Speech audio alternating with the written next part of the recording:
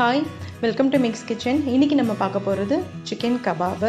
ஒரு சூப்பரான ஸ்டார்டர். அது எப்படி பண்ணுறதுங்கிறத இப்போ பார்க்கலாம். நம்ம சேனலை இன்னும் சப்ஸ்கிரைப் பண்ணாதவங்க மறக்காமல் சப்ஸ்கிரைப் பண்ணிக்கோங்க. பக்கத்தில் இருக்கிற பெல் ஐக்கானையும் ப்ரெஸ் பண்ணுங்கள். அப்போ தான் நான் போடுற வீடியோவோட அப்டேட்ஸ் உங்களுக்கு வரும். சிக்கன் கபாப் எப்படி பண்ணுறதுன்னு பார்க்கலாம். அதுக்கு ஃபஸ்ட்டு தயிர் ஒரு பாத்திரத்தில் போட்டுக்கோங்க. நான் இன்றைக்கி 3/4 kg சிக்கன் எடுத்திருக்கேன். அதுக்கு ஒரு 4 ஸ்பூன் தயிர் எடுத்துக்கோங்க.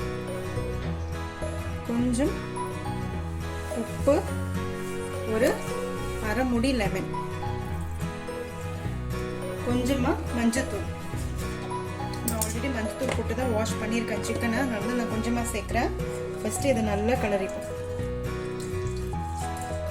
உங்களுக்கு 2 ஆப்ஷன் இருக்கு. ஒரு ஆப்ஷன் நீங்க தயிரை இது மாதிரி போட்டு நீங்க மிக்ஸ் பண்ணிட்டு சிக்கனை மேரினேட் பண்ணிட்டு ஒரு 1/2 an hour அப்படியே விட்டுறணும். அதுக்கப்புறமா தான் நம்ம மசாலா சேர்க்கணும். ஸோ அப்போ இந்த தண்ணி இந்த தயிரில் உப்பு லெமன்லாம் சேர்க்கும் போது சிக்கன்லேயும் நம்ம உப்பு சேர்க்குறோம் இல்லையா, அப்போ சிக்கன் தண்ணி விடும்.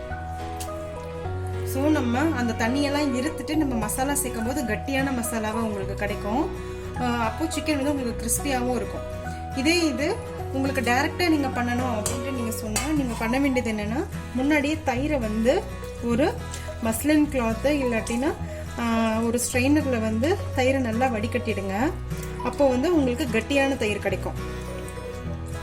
அந்த தயிரை நீங்கள் யூஸ் பண்ணும்போது உங்களுக்கு அவ்வளோவா லிக்விட் வராது, தண்ணி விடாது அந்த தயிரில் இருந்து. ஏன்னா ஆல்ரெடி அந்த எக்ஸஸ் வாட்டர் எல்லாத்தையும் நம்ம எடுத்துருவோம் இல்லையா.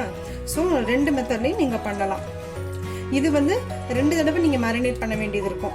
இந்த மாதிரி பண்ணினீங்கன்னா ஃபஸ்ட்டு மேரினேஷன் என்னதுன்னா தயிர், லெமனு, உப்பு, மஞ்சத்தூள் இதை மட்டும் ஜஸ்ட்டு போட்டு இதை நல்லா மிக்ஸ் பண்ணிவிட்டு ஒரு 1/2 an hour 10 minutes இருந்தாலும் போதும். 2 மணி நேரம் முடிய கூட நீங்கள் ஊற வைக்கலாம். பட் நீங்கள் உங்களோட அர்ஜென்ட்டை பொறுத்து உங்களுக்கு எப்படி டைம் வேணுமோ அப்படி வச்சுக்கோங்க. நான் ஒரு 10 நிமிஷம் மட்டும் இதை ஊற வச்சுட்டு அதுக்கப்புறமா அதுலேருந்து தண்ணி விடும் இல்லையா, அந்த எக்ஸஸ் தயிர் எல்லாத்தையும் எடுத்துட்டு அகைன் நான் மசாலா சேர்க்க போகிறேன்.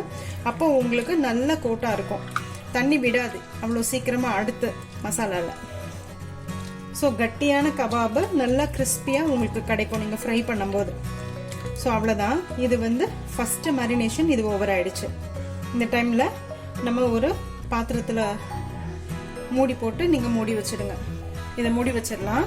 ஒரு 10 நிமிஷத்துக்கு அப்புறமா அடுத்த மேரினேஷன் என்னன்னு பார்க்கலாம். 10 நிமிஷம் ஆச்சு. நம்ம செகண்ட் மேரினேஷன் சொல்லியிருந்தோம் இல்லையா, அதை பண்ணிடலாம். அதுக்கு மிளகாத்தூள், தனி மிளகாத்தூள் ஒரு 1.5 ஸ்பூன் போட்டுக்கோங்க. மல்லித்தூள் ஒரு ஸ்பூனு, கரம் மசாலா தூள். உங்ககிட்ட கரம் மசாலா தூள் இல்லை அப்படின்னா நீங்கள் சிக்கன் டிக்கா மசாலா, தந்தூரி மசாலா அப்படின்னு சொல்லி பேக்கெட்டில் விற்குது இல்லையா, நீங்கள் அது கூட யூஸ் பண்ணிக்கலாம். 3 போட்டாச்சா. அதுக்கப்புறமா இஞ்சி பூண்டு பேஸ்ட்டு, கொஞ்சமாக சால்ட்டு, அப்புறம் நம்ம ஹோட்டல் ஸ்டைலில் பண்ணலாம் அப்படின்னு சொன்னதுனால கொஞ்சமாக ஃபுட் கலர். உங்களுக்கு ஃபுட் கலர் வேணான்னா நீங்கள் ஃபுட் கலர் போட வேண்டாம். இல்லை கலர் உங்களுக்கு வேணும் அப்படின்னு சொன்னால் நீங்கள் காஷ்மீரி மிளகாத்தூள் கூட போட்டுக்கலாம். பட் நான் இன்றைக்கி கொஞ்சமாக ஃபுட் கலர் போடுறேன். போட்டுட்டு இதை நல்லா மிக்ஸ் பண்ணிக்கலாம். இதை மிக்ஸ் பண்ணியாச்சு. இப்போ நம்ம ஃபஸ்ட்டு மேரினேட் பண்ணியிருந்தோம் இல்லையா, அந்த சிக்கனை எடுத்துடலாம். பாருங்கள் எவ்வளோ தண்ணி விட்டுருக்க பாருங்கள், உங்களுக்கே தெரியும். இப்போது இதில் ஒரு பீஸாக போட்டுக்கோங்க. தண்ணியை ஈர்த்தரணும், அந்த தயிர் எல்லாம் வேண்டாம். அப்போ தான் உங்களுக்கு திக்கான அந்த மசாலா உங்களுக்கு அந்த சிக்கனில் பிடிக்கும். பார்த்தீங்கன்னா இங்கே பாருங்கள் எவ்வளோ எக்ஸஸ் ஆகுனா இது இருக்குன்ட்டு. இப்போது இது எல்லாத்தையும் போட்டு நம்ம மிக்ஸ் பண்ணிப்போம். ஸோ இது நல்லா ஒரு மணி நேரம் ஊறட்டும்.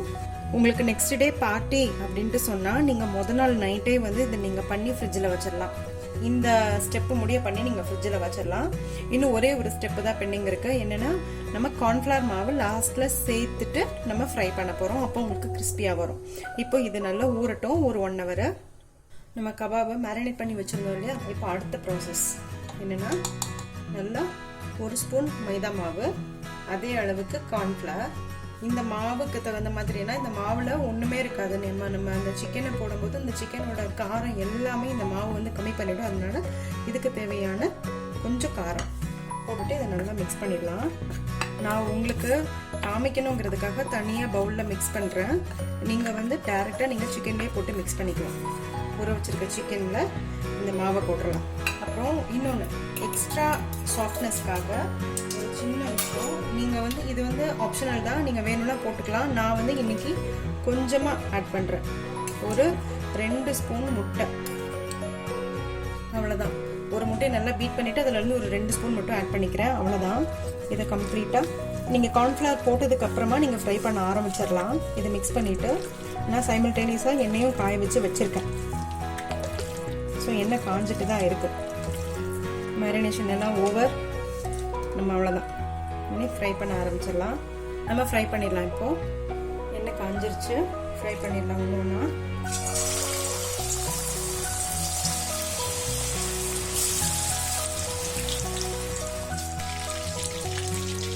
சிக்கன் சூப்பராக ஃப்ரை ஆகிடுச்சு.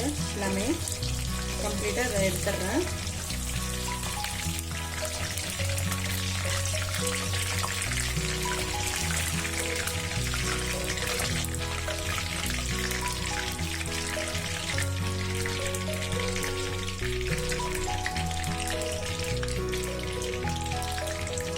நல்ல ஒரு சிக்கன் கபாப் ரெடி. இதே மாதிரியே அடுத்த பேட்சும் போட்டுடலாம். இது வந்து உங்களுக்கு உண்மையிலேயே ஸ்டார்டராக நீங்கள் யூஸ் பண்ணலாம். ஒரு பார்ட்டிக்கு அப்படின்னு சொன்னால் கண்டிப்பாக இதை நீங்கள் பண்ணுங்கள். அது செம்ம ஹிட்டான ரெசிபி. இது நீங்கள் ஸ்டார்டராக யூஸ் பண்ணலாம். சாம்பார் சாதத்தோடு சாப்பிட்லாம். அப்புறம் ஈவினிங் ஸ்நாக்காக பசங்களுக்கு கொடுக்கலாம்.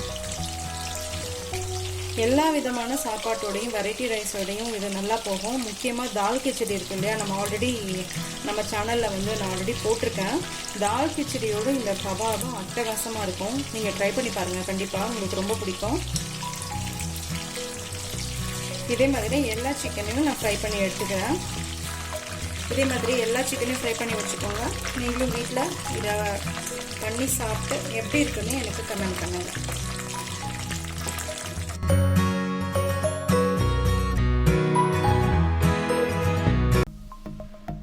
சப்ஸ்கிரைப் பண்ணுங்கள், மறக்காமல் பெல் ஐக்கானை ப்ரெஸ் பண்ணுங்கள். அப்போ தான் நான் போடுற வீடியோஸோட அப்டேட்ஸ் உங்களுக்கு வரும்.